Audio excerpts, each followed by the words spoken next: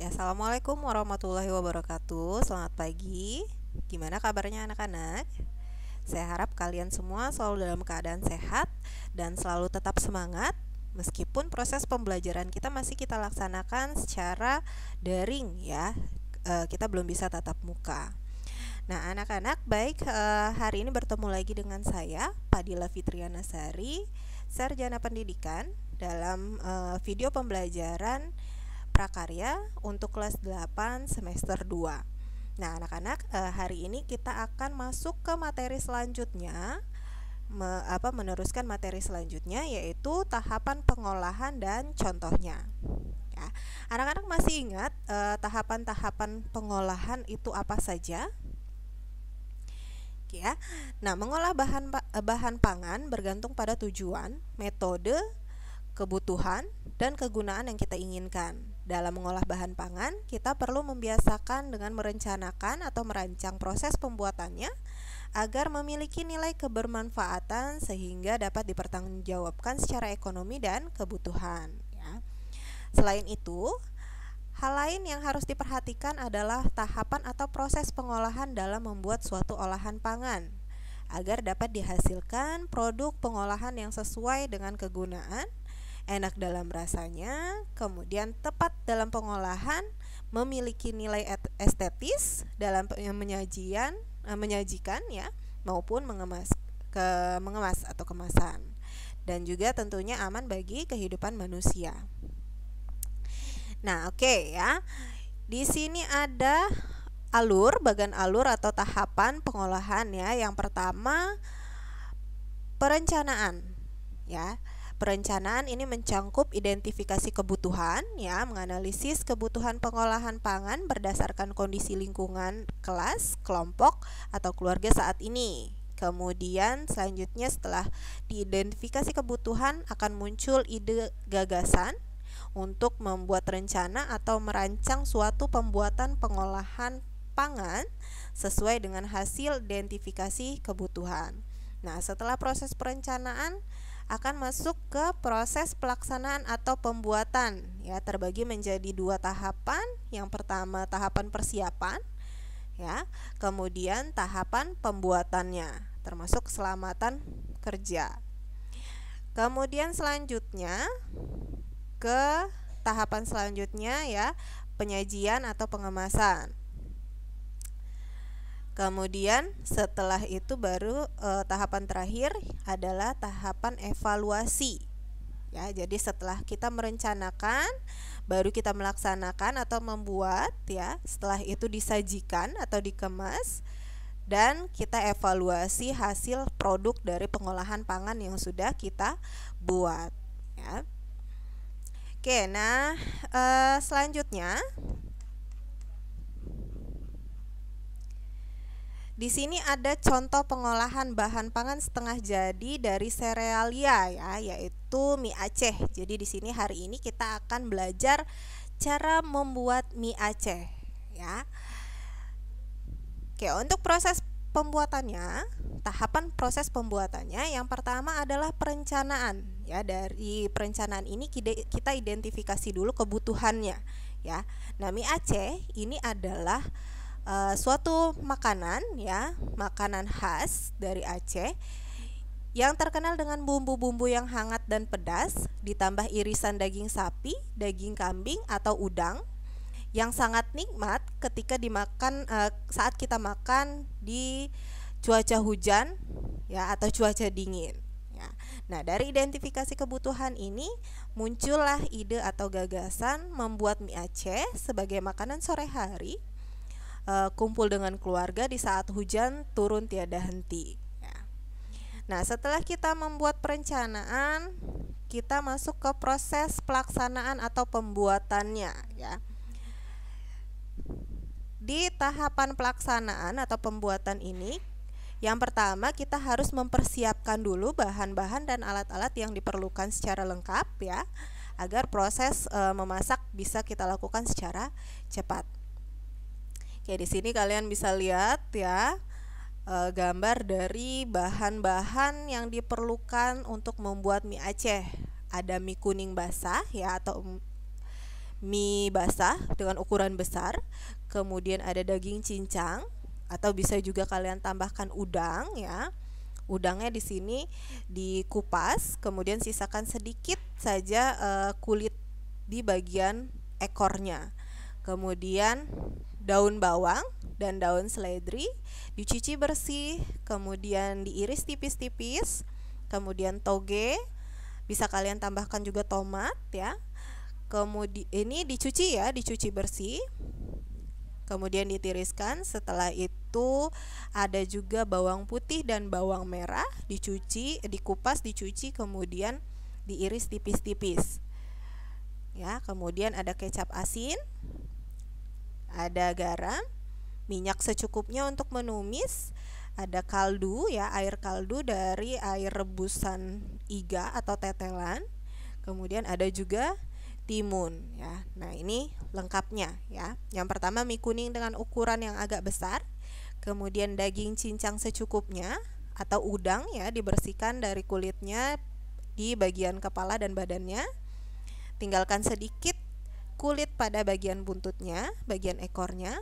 Kemudian tomat dicuci bersih, kemudian dipotong dadu.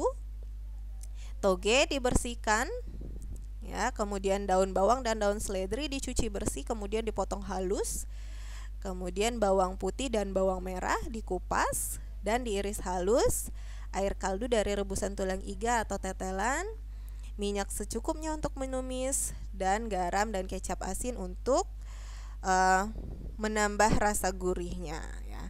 Nah, kemudian ini ada bahan-bahan untuk bumbu mie Aceh. Kalau tadi bahan-bahan untuk mie Acehnya, nah ini bahan-bahan untuk bumbu mie Aceh ya. Ada bawang putih dan bawang merah, kemudian ada jahe, ada juga jinten ya.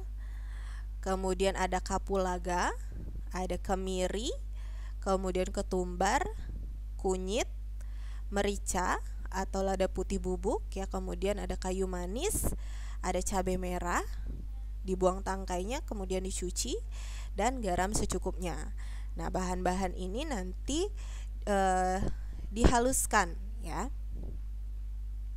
Kemudian ada bahan pelengkap untuk acar bawang dan lainnya. Di sini ada kecap, ada cuka, maaf, bukan kecap, cuka ya. Kemudian ada bawang merah dan gula, ini untuk membuat acar bawangnya. Kemudian ada emping dan kerupuk bawang. Nah, selanjutnya alat-alat yang kita butuhkan atau kita perlukan untuk membuat mie Aceh. Yang pertama ada wajan untuk menggoreng emping, kerupuk bawang, menyangrai bumbu, dan juga membuat mie Acehnya, memasak mie Aceh ya. Kemudian sutil sebagai alat untuk menggoreng.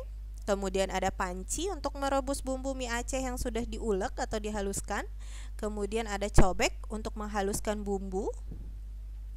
Kemudian ada talenan dan pisau untuk memotong semua bahan-bahan yang akan dimasak.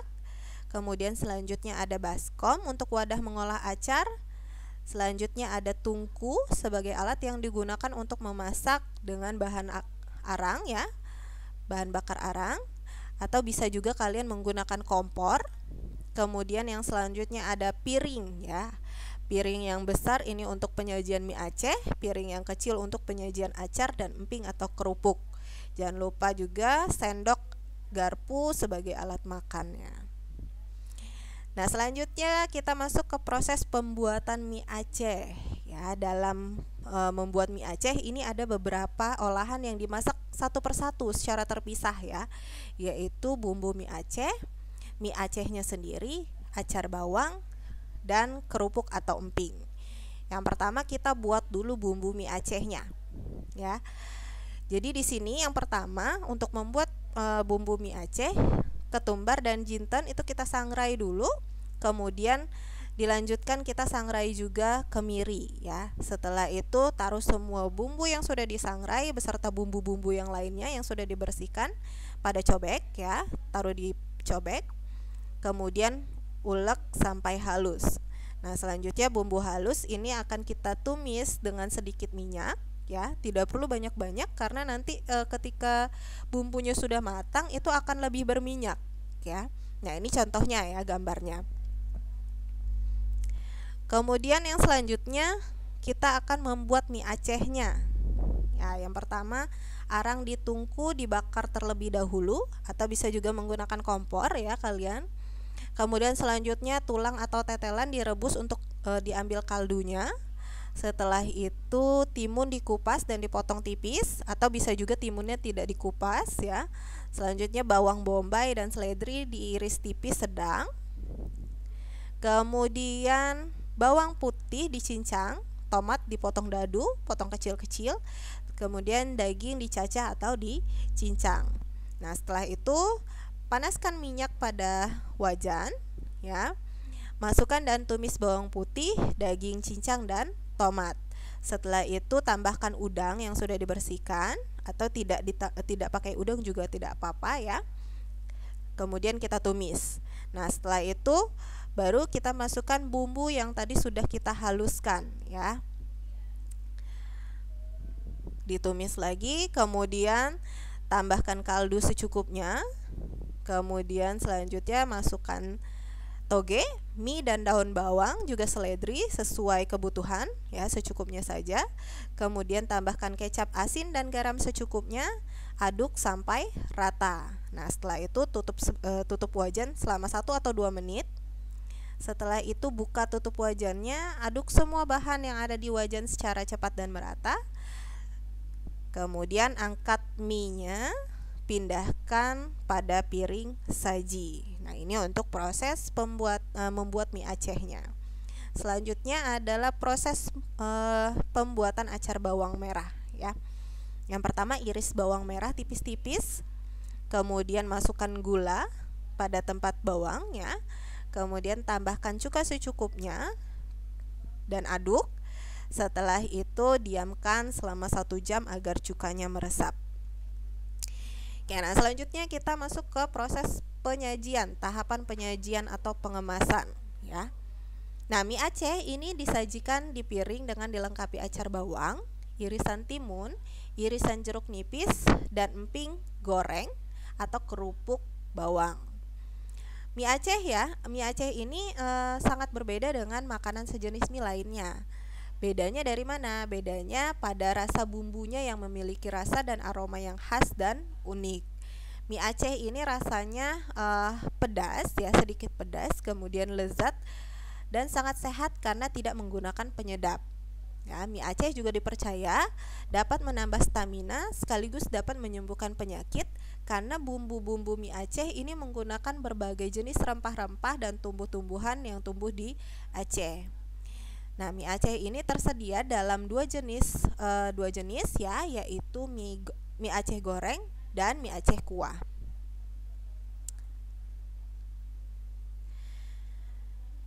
Nah, untuk acar bawang merah, mentimun iris segar dan perasan jeruk nipis menambah kesegaran rasa dalam menikmati mie Aceh. Ya. Emping goreng atau kerupuk bawang akan menambah sensasi rasa dan suasana dalam menikmati makanan ini. Nah, ini contoh penyajian dari mie Aceh ya. Kemudian yang selanjutnya setelah proses perencanaan, kemudian pembuatan, kita masuk ke tahapan evaluasi. Ya, jadi di tahapan ini setelah membuat olahan pangan dari mie Aceh ya, kita harus menguji hasilnya dengan cara mencoba atau merasakan masakan mie Aceh yang sudah kita buat ya. Kemudian jika ada yang kurang sesuai, buat catatan evaluasinya sebagai bahan masukan atau bahan perbaikan nantinya ya. Nah, untuk tips dari pembuatan mie Aceh, yang pertama, menghaluskan bumbu dengan memakai cobek akan memunculkan aroma batu atau kayu yang ada pada cobek, serta rasa bumbu yang dikeluarkan akan makin terasa di lidah saat dikonsumsi. Bumbu dapat menyatu lebih bagus dengan minyak dari rempah-rempah dan minyak dari rempah-rempah keluar sehingga membuat bumbu jadi lebih lembut ya. Nah, jika tidak ada mie basah, bisa diganti juga dengan menggunakan mie telur. Nah, anak-anak jangan lupa selalu perhatikan keselamatan kerja ketika kalian membuat olahan mie Aceh atau membuat olahan apapun ya. Dalam pembuatan mie Aceh ini yang perlu kalian perhatikan keselamatan kerjanya. Yang pertama adalah gunakan celemek dan selalu ikat rambut ya untuk yang perempuan atau yang rambutnya panjang, agar tidak ada rambut yang terjatuh pada makanan saat bekerja. Kemudian jangan lupa untuk selalu cuci tangan sebelum bekerja dan menggunakan sarung tangan untuk di dapur. Selalu berhati-hati dalam bekerja, baik menggunakan peralatan tajam, listrik, kompor gas atau minyak tanah maupun pecah belah. Kemudian selalu jaga kebersihan tempat kerja dan peralatan yang digunakan dalam proses pembuatan, baik saat akan memulai memasak maupun setelah selesai memasak. Ya. Setelah itu jangan lupa untuk selalu bekerja sama ya. Bekerja sama dengan baik. Dan yang terakhir, jangan lupa untuk selalu mematikan kompor atau tungku dengan baik saat selesai memasak. Oke, sekian pembahasan kita pada hari ini. Untuk tugasnya nanti akan saya sampaikan di WA group kelas masing-masing ya. Jika ada yang kurang jelas, kalian bisa tanyakan juga melalui chat group atau chat pribadi, WA pribadi ya. Baik, sekian pembahasan kita untuk pertemuan hari ini. Sampai bertemu pada materi selanjutnya. Wassalamualaikum warahmatullahi wabarakatuh.